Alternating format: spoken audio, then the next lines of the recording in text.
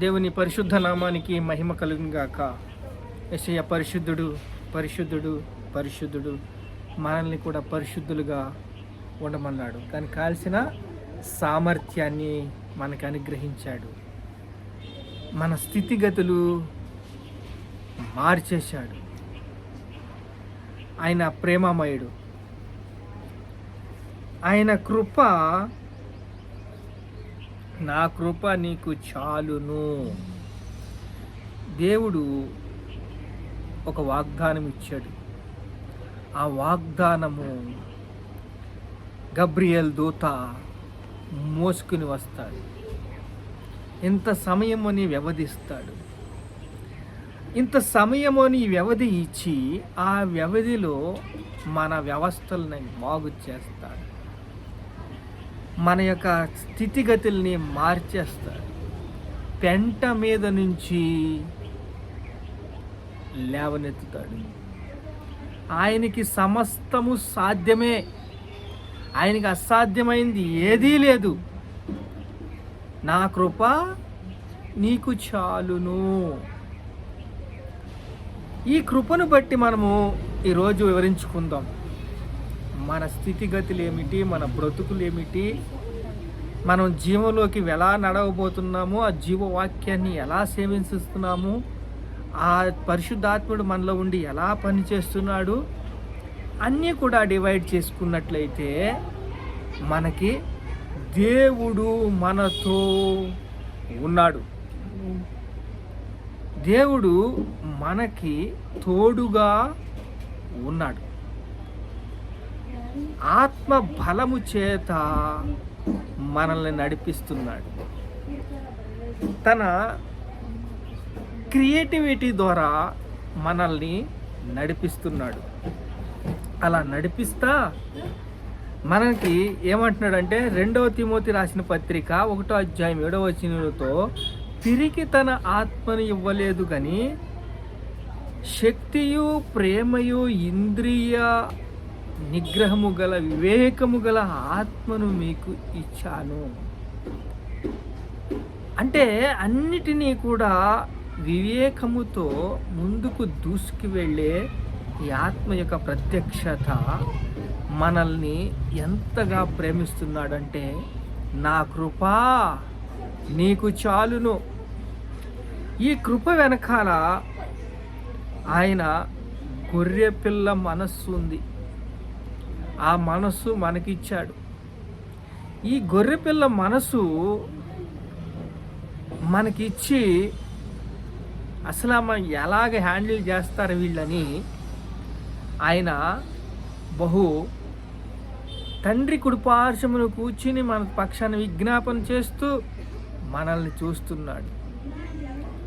అలా మనల్ని చూస్తున్నప్పుడు సాతాను మెరుపు దూత వలె ఆకాశము నుండి పడుట నిన్ను చూచితిని. 10వ అధ్యాయం 17వ వచనం లోక సువార్త. పాములు తేళ్లు తొక్కుటకు శత్రు బలమంతటి మీద నీకు అధికారం ఇచ్చాను. అనుగ్రహించని ఏదియో మీకు ఏమాత్రమో హాని చేయదని చెప్పేశాడు. అంటే ఆకాశం నుండి పాములు తేళ్ళు పడుట అంటే ఇవన్నీ ఎవరిలో ఉంటాయంటే మనుషుల్లోనే ఉంటాయి. అలా మనుషులు అధికారులుగా ఏ కేటగిరీకి ఆ కేటగిరీకి దురాత్మ శక్తులు, దుష్టశక్తులు, అంధకార శక్తులు పీడిస్తూ బలహీనపరుస్తూ అపవిత్రాత్మలతో బలహీనపరిచే ఆత్మలు, అపవిత్రాత్మలు ఇవన్నీ కూడా మనిషిని వారి వారి యొక్క బలములు బట్టి ఈ క్షీణింపజేస్తూ ఉంటాయి. దేవుడు ఏమంటున్నాడంటే, నా కృప నీకు చాలునో. నా కృప నీకు చాలును. ఎందుకంటే నేను బలహీనుని ప్రభువా అని పౌలంటే, నువ్వు ఎప్పుడు బలహీనుడువో అప్పుడే బలవంతుడు. ఇప్పుడు నువ్వు ఎప్పుడైతే ఛార్జింగ్ ఎప్పుడు అయిపోద్దో నీకు నేను రీఛార్జ్ చేస్తాను. నా కృప నీకు చాలును. ఈ నా కృప నీకు చాలును అనే దాంట్లో ఆత్మ ఎంత ఫోర్స్ ఇస్తుందో మనము గ్రహించాలి. ఇలా గ్రహించినప్పుడు మనకి పిరికి తన ఆత్మనివ్వలేదు, కానీ ఇంద్రియ నిగ్రహము గల ఆత్మనే ఇచ్చాను. మనం జయించాలి, దురాత్మ శక్తులు జయించాలి, దుష్ట శక్తులను జయించాలి, అధికారులను జయించాలి, రాజులను జయించాలి.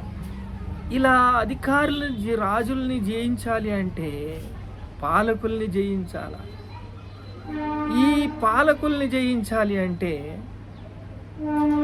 ఈ అనేక రీతిలుగా మనకి ముందున్న యుద్ధము ఏమిటంటే 1/1 ఈ దురాత్మ శక్తులు, దుష్ట శక్తులు, అంధకార శక్తులు ఇవన్నీ కూడా అపవాది సమయము కొంచెమని చాలా స్పీడ్గా భారీగా తన పనిని చేస్తుంది. చెప్తే చెయ్యాలంతే. పాములు తేళ్ళు పైనుంచి పడుట చూచి తిని అవి ఏమాత్రము మీకు హాని చెయ్యవు అంటే ఇంకా చురుగ్గా ఉంటారని. మీరు చురుగ్గా ఉండాలి అంటే అవన్నీ ముందుకు వస్తూ ఉండాలి. అధికారులు, ఎస్ఐలు, పోలీసు వ్యవస్థ, కమిషనర్లు. ఈరోజు క్రైస్తవుల మీద జరుగుతున్న దాడి, ఆ దాడి వెనక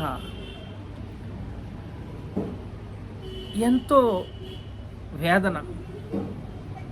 ఈ పాములు తేళ్ళు పడగానే విషం కక్కుతున్నప్పుడు అలా విషం కక్కిన ప్రతిసారి కూడా దేవుడు అంటున్నాడు, నా కృప నీకు చాలును.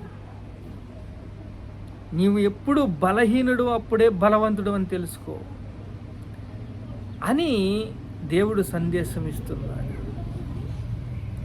ఇలా సందేశం ఎందుకు ఇస్తున్నాడంటే మనం నీరసించిపోతామని, వైసారిపోతామని.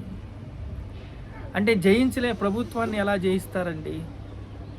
అక్కడ కేసుల మీద కేసులు బనాయించిన వాళ్ళకి తెలుస్తుంది. మీకేం తెలుసండి? ఇలా తెలుసు కాబట్టే కీర్తన గ్రంథం 2వ అధ్యాయం 2వ వచనం పదే పరిశుద్ధాత్మ దేవుడు ఆ పాలకుల గురించి, అధికారుల గురించి మాట్లాడుతూ ఉన్నాను. నా గొంతు చించుకుంటూనే ఉన్నాను. ఆల్రెడీ ఇప్పుడు అనుభవిస్తున్నారు. ఇప్పుడు అనుభవిస్తున్నప్పుడు దేవుడు మాట్లాడిన ప్రతి మాట మనము గ్రహించాలి. ఇంకా కూడాని ఆ అధికారిని, ప్రజాప్రతినిధుల్ని పట్టుకుని ఎలాడితే ఎలాగా? అసలు మన గురి ఏమిటి? మనల్ని పీడిస్తున్నది ఎవరు? మన శత్రు ఎవరు? మన మీద యుద్ధానికి ఎవరు వస్తున్నారు? అసలు మనము దేనికోసం యుద్ధం చేస్తున్నాం? ఎలా యుద్ధం చేస్తున్నాం? ఏ రకంగా యుద్ధం చేస్తున్నాం? ఎవరు సమయం కొంచెం ఉందని పరుగెడుతున్నారు? సమయం కొంచెం ఉందనండి. అపవాది చూడండి యాకోబు రాసిన పత్రిక 4వ అధ్యాయం 7వ వచనంలో చూస్తే, అపవాదిని ఎదిరించండి, వాడి మీ దగ్గర నుంచి పారిపోవును. అస్సలు అబ్బెబ్బే ఏముంటే మాకు ఏటండి? అలాంటి వాళ్ళు కావాలా? చెయ్యట్టుగానే డబ్బులు రావాలి కదా. అపవాదిని ఎదిరించండి, వాడు మీ దగ్గర నుంచి పారిపోవును. అపవాదిని ఎదిరించేలాగా మనము ఉండాలి. వాడికి మాకు కలెక్షన్ ఉందండి. ఆదివారం ఒక రోజే ఏదో పాస్టర్ గారు చెప్పుకుంటారు, తర్వాత అంతా కూడా వాడి పార్టీయే కదండి అంటే ఇగో ఇలాగే ఉంటారు. ఎప్పుడు కూడా దేవుడు వాగ్దానాన్ని ఇస్తున్నాడు. గబ్రియేలు వాగ్దానాల్ని మోసుకొస్తాడు, మనతో మాట్లాడతాడు. మనం గ్రహించాలి. దేవుడు ఈరోజు ఏం చెప్తున్నాడంటే, నా కృప నీకు చాలును. అది ఎంతగా ఆ ప్రభావం, ఆ తీరం, ఆ యొక్క వడదొడుకులు ఎంతగా ఉన్నా సరే, నా కృప నీకు చాలును.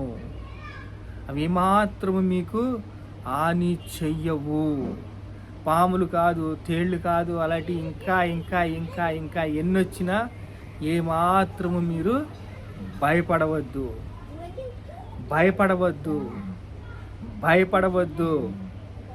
ఈ భయపడవద్దు అన్నది ఎందుకంటే భయాలు మనకున్నాయి. ప్రమాదాలు మనకున్నాయి. అనేక రీతిలుగా మనల్ని దుఃఖించేవారు, ఏడిపించేవారు చాలామంది ఉన్నారు. సర్వలోకానికి వెళ్ళి సర్వ సృష్టికి సువార్తను ప్రకటించమని దేవుడు చెప్తుంటే ఇన్నిన్ని ఆటంకాలు, ఈ ఆటంకాల్లోనే నీ యొక్క సువార్త సునాదము రక్షణ వెదజల్లుతుంది. ఆ రక్షణ వెదజల్లి ఆ రక్షణ సువార్త వ్యాపిస్తుంది. అనుకుంటున్నారు 13 రాష్ట్రాల్లో యాంటీ కన్వెన్షన్ బిల్లు వచ్చేసిందని. ఏం కాదు. ఇప్పుడు ఎమ్మెల్యేలు, ఎంపీలు, మినిస్టర్లు, కలెక్టర్లు అందరూ కూడా మారిపోతారు. వాళ్ళకి అప్పుడు తెలుస్తుంది ఇవ్వోలు. ఎర్ర సముద్రం కాడికి వచ్చారు కదా, ఎర్ర సముద్రం కాడికి రాగానే ఏమైందమ్మా, అందరూ ద్వారం తెరిగిపోయిందంతే. ఎర్ర సముద్రం 2 పాయలకి ఇడిపోయింది అంతే. వాళ్ళు రానిచ్చాడు, రాగానే ఎర్ర సముద్రం ఇడిపోయింది. అలాగే మన దేవుడు కృపామయుడు. ఆయన మన కృప, నా కృప నీకు చాలు, నా కృప నీకు చాలు. ప్రార్థన చేసుకుందాం. మహాపరిశుద్ధుడు తండ్రి, స్తోత్రం స్తోత్రం స్తోత్రం స్తోత్రం అయ్యా. ఈరోజు తండ్రి ప్రభా నీ వాక్యం ప్రకారంగా మాట్లాడినావు తండ్రి, మీకు స్తోత్రాలు నాయన. నా కృప నీకు చాలునంటున్నావు తండ్రి. మీకే స్తోత్రాలు స్తోత్రాలు స్తోత్రాలు స్తోత్రాలు స్తోత్రాలు యేసయ్యా, మీకు స్తోత్రాలు తండ్రి. అయ్యా, అనేక రీతిలుగా తండ్రి నీ మాటలు బట్టి మీకు స్తోత్రాలు అయ్యా. మీ మాటలు మాకు ఆదరణ ఇస్తున్నాయి, శక్తిని ఇస్తున్నాయి, బలాన్ని ఇస్తున్నాయి, ధైర్యాన్ని ఇస్తున్నాయి, కృపనిస్తున్నాయి నాయనా. మీకు స్తోత్రాలు అయ్యా. మీరే మాకు అండగా ఉండి నడిపిస్తున్నందుకు స్తోత్రాలు చెల్లిస్తూ, స్తుతులు కృతజ్ఞతాస్తుతులు చెల్లిస్తూ యేసుక్రీస్తు పరిశుద్ధ నామములో ప్రార్థన సమర్పిస్తున్నాం తండ్రి. ఆమేన్.